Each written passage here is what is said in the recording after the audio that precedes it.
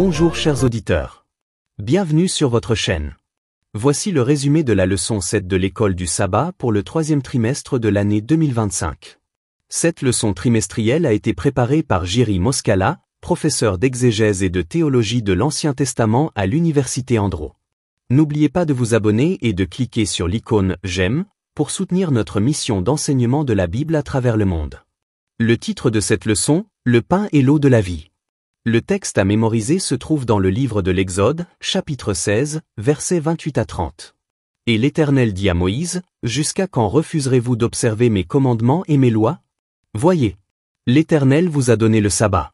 C'est pourquoi il vous donne le 6e jour du pain pour 2 jours. Que chacun reste à sa place, que personne ne quitte sa place le 7e jour. » Ainsi, le peuple se reposa le 7e jour. À la fin de cette leçon, vous entendrez le chant lié à ce verset. Chers auditeurs, après leur délivrance miraculeuse d'Égypte, les Israélites ont entamé un long voyage incertain vers la terre promise. Ce périple était plus qu'un simple voyage physique. C'était une école de foi. Dieu voulait leur enseigner la discipline, la confiance, la maîtrise de soi, le sacrifice et l'obéissance. Moïse était leur chef visible, mais leur guide ultime était le Seigneur lui-même.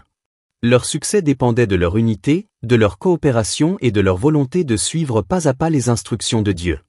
Malheureusement, ils ont souvent échoué à ces leçons, tout comme beaucoup d'entre nous aujourd'hui. Leçon du dimanche. Les eaux amères, la première épreuve. Dans les récits bibliques, différents personnages jouent différents rôles, bons ou mauvais, et nous devons prêter une attention particulière aux intrigues, aux lieux, au timing et aux méchants. Cependant, le point le plus important d'un récit est généralement la solution et les leçons apprises. Il en va de même dans ces récits. 3 jours après avoir traversé la mer Rouge, le peuple avait désespérément besoin d'eau. Il en trouva à Mara, mais elle était amère et imbuvable.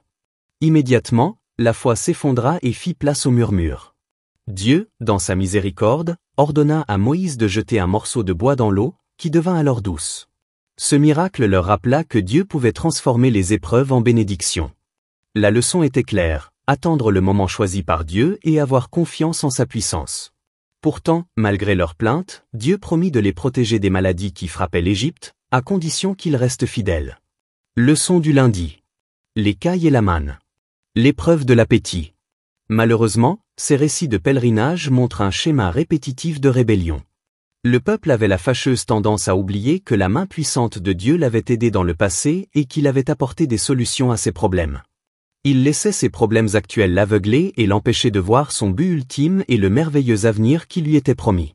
C'est un problème courant, même parmi le peuple de Dieu aujourd'hui. Peu après, la nourriture est devenue la crise suivante.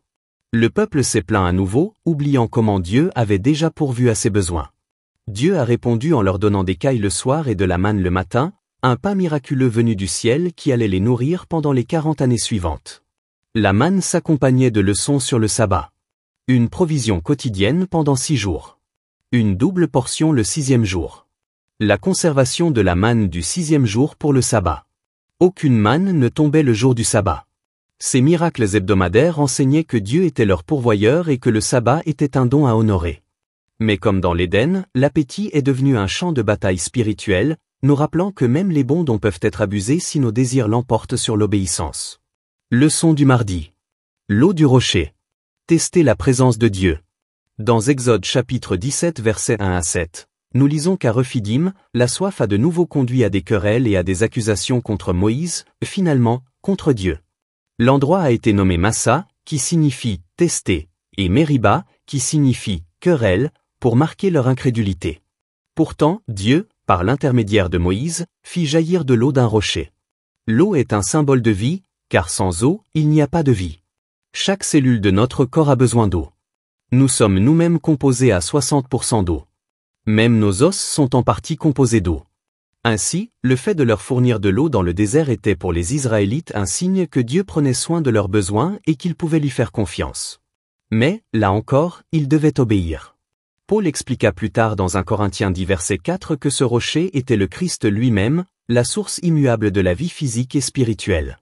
Ce miracle était un appel à faire confiance à la présence infaillible de Dieu, même lorsque les circonstances semblaient arides et désespérées. Quelles sont les choses pour lesquelles vous devez faire confiance à Dieu en ce moment? Comment pouvez-vous apprendre à vous soumettre à sa volonté et à attendre qu'il agisse en son temps? Pourquoi n'est-ce pas toujours facile à faire? Leçon du mercredi. La visite de Jéthro, la sagesse d'un étranger. Dans Exode 18, versets 1 à 27, nous trouvons une histoire sur Jéthro et Moïse. Moïse reçut la visite de Jéthro, son beau-père, également appelé Réuel.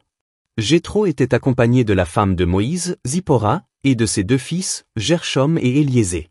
Lorsque Moïse apprit leur arrivée, il sortit à leur rencontre pour les accueillir. Le beau-père de Moïse, Jéthro, est arrivé avec la femme et les fils de Moïse. Après avoir entendu toute l'histoire du salut de Dieu, Jéthro a loué le Seigneur comme étant plus grand que tous les dieux. Sa réaction montre comment l'œuvre de Dieu parmi son peuple peut être un témoignage pour les étrangers.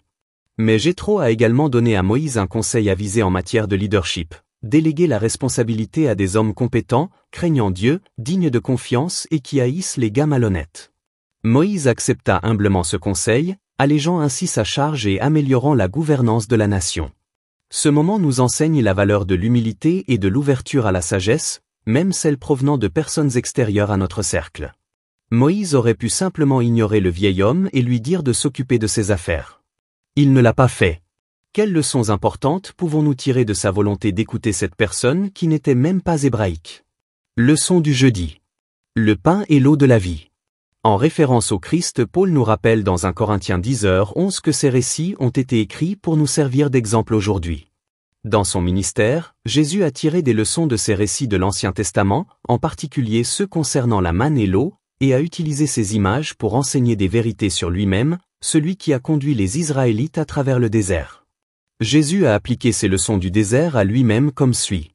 L'eau vive dans Jean chapitre 4 versets 7 à 15, seul le Christ peut étancher la soif profonde de paix, de joie et de vie éternelle de l'âme. Le pain de vie.